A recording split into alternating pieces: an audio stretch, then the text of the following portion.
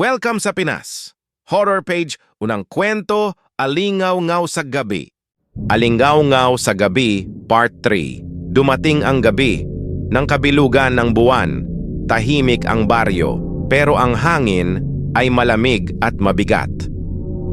Si Thomas, nasa gitna ng gubat, bit-bit ang kutsilyong ibinigay ng albularyo, gawa sa pilak, banal, panlaban, sa aswang. Sa harap niya, nakatayo si Lola Sela, nakangiti. Maputi ang mata. Tila ba, hindi siya natatakot. Sabi ni Lola Sela, "Anak, hindi mo na mababago ang dugong dumadaloy sa'yo. Tanggapin mo, magsama tayo." Nangatog ang kamay ni Thomas. Lumuluhang humakbang siya palapit at itinaas ang kutsilyo. Ngunit hindi niya ito ibinagsak.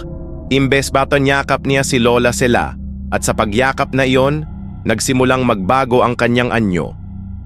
Pumula ang kanyang mata. Humaba ang dila, lumabas ang pangil, at mula sa dilim, maraming mata ang lumitaw. Ang bagong pinuno ng mga aswang ay si Thomas.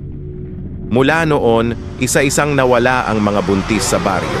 At sa bawat pagkawala, may naririnig ang mga tao, pagaspas, ng pakpak, iyak ng sanggol, at isang boses na bulong sa dilim.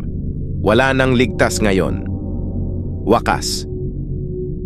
Maraming salamat mga ka-horror sa pakikinig. Abangan ang mga susunod pa na istorya. Huwag kalimutan ang mag-like, subscribe at follow.